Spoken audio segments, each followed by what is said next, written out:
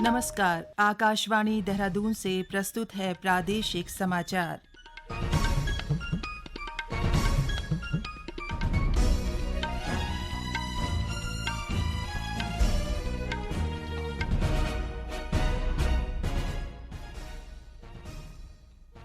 केंद्रीय जल शक्ति मंत्री गजेंद्र सिंह शेखावत ने वैज्ञानिकों के साथ राष्ट्रीय जल विज्ञान संस्थान में पीने के पानी को लेकर आने वाली चुनौतियों पर मंथन किया।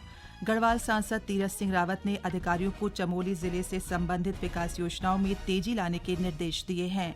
ऋषिकेश के अखिल भारतीय आयुर्विज्ञान संस्थान में कल से U20 सम्मेलन का आयोजन किया जाएगा। और मौसम विभाग ने प्रदेश में कहीं कहीं बर्फबारी व बारिश की संभावना जताई है।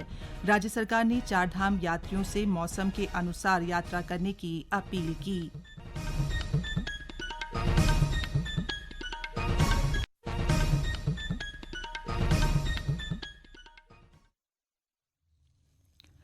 समाचारों के साथ मैं पंकज सनवाल खुलबे। अब समाचार विस्तार से।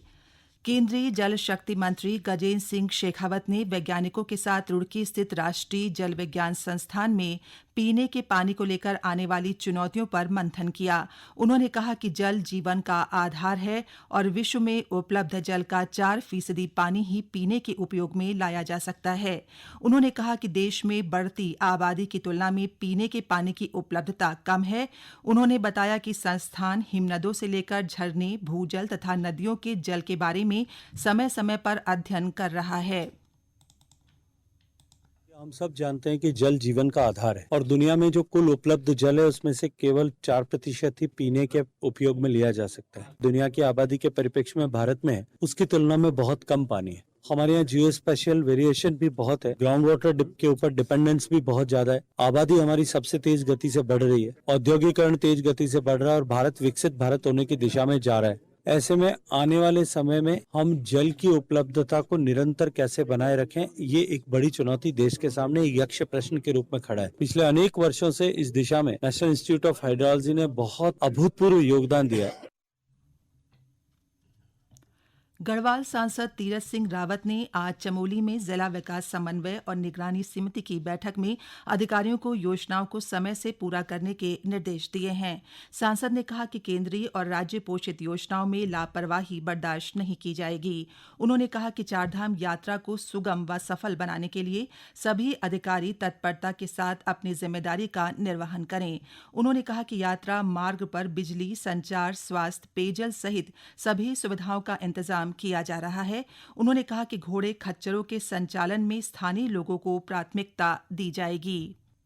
चार धाम मैं कह सकता हूँ कि उत्तराखंड के लिए और विशेषकर तो इन जिलों के लिए नौजवानों के लिए रोजगार का एक साधन और 5-6 महीने जो हमारी यात्रा रहती है इससे बहुत अर्निंग करते हैं और उससे अपना जीवन यापन चलता है, तो वो ठीक से हो।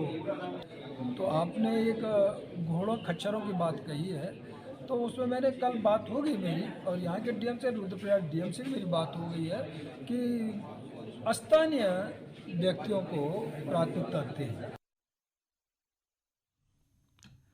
G20 सम्मेलन के तहत आज दून विश्वविद्यालय में एक सेमिनार का आयोजन किया गया। सेमिनार में छात्रों के लिए G20 पर आधारित निबंध, सामान्य ज्ञान और प्रश्नोत्तरी का आयोजन किया गया। साथ ही उत्तराखंड से संबंधित विषयों पर चर्चा की गई।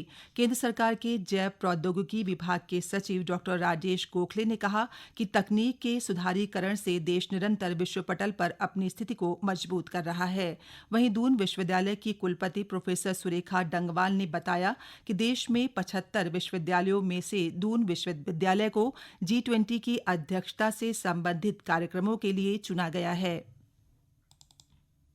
पूरे देश में 75 यूनिवर्सिटी और इंस्टीट्यूशंस, जिसमें तकरीबन सभी IIT हैं, सभी IIM हैं, और हम बहुत फॉर्चुनेट हैं कि उत्तराखंड से दून विश्वविद्यालय को इन 75 इंस्टीट्यूशन में चुना गया है कि हम G20 की प्रेसिडेंसी को सेलिब्रेट करें। दून विश्वविद्यालय अपने बहुत सारे कार्यक्रम को सेलिब्रेट करता रहेगा वर्ष भर, जिसमें कि अभी हमने एक ऐसे कंपटीशन, एक क्विज कंपटीशन G20 के बारे में, ताकि बच्चों को सेंसिटाइज किया जाए, उनको नॉलेज हो।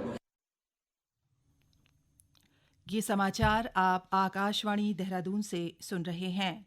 ऋषिकेश स्थित अखिल भारतीय आयुर्विज्ञान संस्थान में कल से U20 सम्मेलन का आयोजन किया जाएगा। G20 सम्मेलन के अंतर्गत इसका आयोजन किया जा रहा है। युवा कार्यक्रम एवं खेल मंत्रालय भारत सरकार के तत्वाधान में होने वाले इस कार्यक्रम में उत्तराखंड सहित देश विदेश के अनेक युवा प्रतिनिधि भाग लेंगे। G20 देशों के युवाओं को वैश्विक चुनौतियों से लड़ने के लिए उन्हें तैयार करने के लिए U20 सम्मेलन आयोजित किया जा रहा है। आज विश्व प्रेस स्वतंत्रता दिवस है। प्रेस की स्वतंत्रता के महत्व और समाज में उसकी भूमिका पर जोर देने के लिए प्रतिवर्ष 3 मई को ये दिवस मनाया जाता है। इस दिन का विश्व स्तर पर मीडिया की भूमिका के बारे में जनता को शिक्षित करने का भी महत्व है।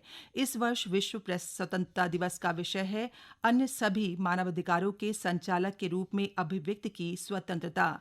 मुख्यमंत्री पुष्कर सिंह धामी ने विश्व प्रेस स्वतंत्रता दिवस की शुभकामनाएं देते हुए कहा कि पत्रकार लोकतंत्र के सजग प्रहरी हैं। श्री धामी ने कहा कि राष्ट्र के विकास और सरकार की ओर से संचालित विभिन्न जन कल्याणकारी योजनाओं के प्रचार में लोकतंत्र के सजग प्रहरी के रूप में योगदान सराहनीय है। राज्यपाल लेफ्टिनेंट जनरल गुरमीत सिंह ने आज डाक पत्थर स्थित आसन बैराज का भ्रमण किया। उन्होंने कहा कि बैराज झील में पर्यटन की अपार संभावनाएं हैं। झील को और विकसित करने के लिए प्रयास करने की जरूरत है। साथ ही राज्यपाल ने गढ़वाल मंडल विकास निगम के अधिकारियों से हट्स के बारे में जानकारी ली। अल्मोड़ा की जिलाधिकारी वंदना ने आगामी 21 जून को आयोजित होने वाले अंतर्राष्ट्रीय योग दिवस की तैयारियों को लेकर बैठक की। उन्होंने बताया कि कार्यक्रम का आयोजन सूर्य मंदिर कटारमल में किया जाएगा। उन्होंने अधिकारियों को कार्यक्रम को सफल बनाने के लिए योग मैट, पार्किंग, यातायात और पेयजल की व्यवस्था समय पर करने के निर्देश दिए। उन्होंने पर्यटन विभाग की वेबसाइट और सोशल मीडिया पर अंतर्राष्ट्रीय योग दिवस का प्रचार करने को कहा। और एक नज़र आज के मौसम पर। मौसम विभाग ने अगले 24 घंटे में प्रदेश में कहीं-कहीं बर्फबारी व बारिश की संभावना जताई है, जबकि आज उत्तरकाशी, रुद्रप्रयाग, चमोली, बागेश्वर और पिथौरागढ़ में भारी बारिश और बर्फबारी का ऑरेंज अलर्ट जारी किया गया है। वहीं प्रदेश के कई हिस्सों में आज भी मौसम खराब रहा।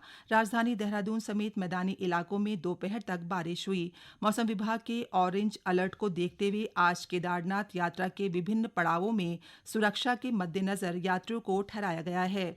पुलिस महानिदेशक अशोक कुमार ने यात्रियों से खराब मौसम को देखते हुए सावधानी बरतने के साथ ही मौसम के अनुसार यात्रा करने की अपील की। केदारनाथ धाम में भारी बर्फबारी के चलते यात्रा को आज के लिए स्थगित कर दिया गया है। पुलिस महानिदेशक ने यात्रियों से मौसम पूर्वानुमान के अनुसार चारधाम यात्रा शुरू करने की अपील की है। उन्होंने बताया कि श्रद्धालुओं की सुरक्षा को ध्यान में रखते हुए यात्रा स्थगित करने का निर्णय लिया गया है। सोनप्रयाग और गौरीकुंड में 100% यात्रियों को रोका गया। गणतंत्र दिवस परेड में शामिल मानसखंड की झांकी को रुद्रप्रयाग जिले के मुख्य विकास अधिकारी नरेश कुमार ने हरी झंडी दिखाकर अगस्त मुनि के लिए रवाना किया। झांकी को सभी विकासखंडों में प्रदर्शित किया जाएगा। झांकी को देखने के लिए लोगों में काफी उत्साह देखने को मिला। मुख्य विकास अधिकारी ने कहा कि झांकी का मुख्य उद्देश्य लोगों तक उत्तराखंड की संस्कृति और धार्मिक विरासत को पहुंचाना है। गौरतलब है कि गणतंत्र दिवस परेड में पूरे देश भर में झांकी को प्रथम स्थान मिला था। और अंत में मुख्य समाचार एक बार फिर।